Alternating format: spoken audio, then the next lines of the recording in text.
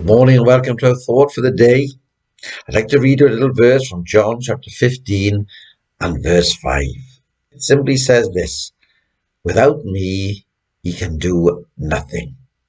Without me, ye can do nothing. That's so plain, friends. And if only we could take it in and grasp it and never try to do anything in our own strength, but always in the strength of Christ. And so the little heading I've given to my thought this morning is this: God speaks to his people. God speaks to you and to me. What a great text this morning it is. It's a text, friends, that can either fill you with fear or fill you with joy.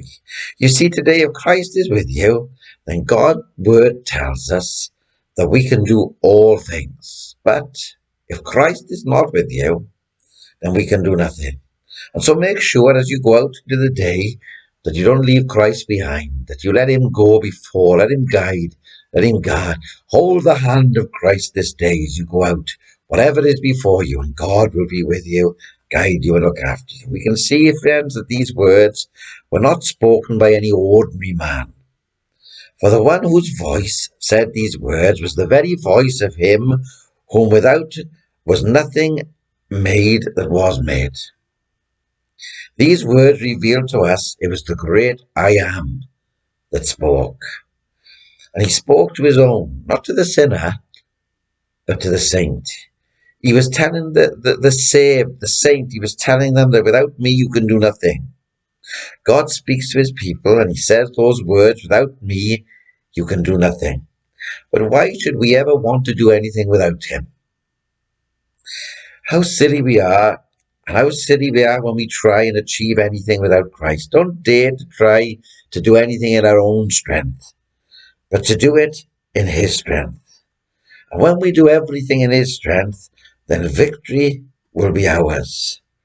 Victory will be brought to us through this power of God. You see, when he says that without him you can do nothing, then this shows plainly that there is something that needs to be done.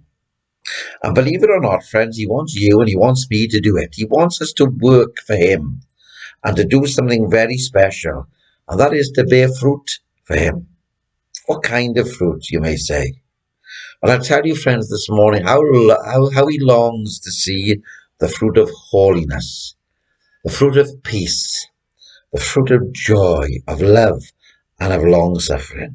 And as we display these fruits, so we will be able to overcome the world, the flesh, and the devil, and bring others to Christ. You see, the truth is that he has chosen us and ordained us to go and bring forth fruit, and fruit that will remain. Oh, let's thank God today for the joy in serving Jesus, but also be aware, friends, of the sorrow of bearing no fruit. For the text says, without me.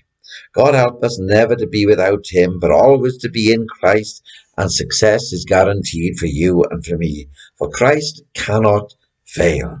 May people that we come into contact today and in the days that lay ahead know that we're in the vine and that they can be part of that vine also. May we bring in a fruit for the Master.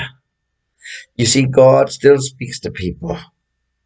May we always be ready to listen to what he has to say and not try to accomplish anything of self or for self, but all for Christ and in Christ.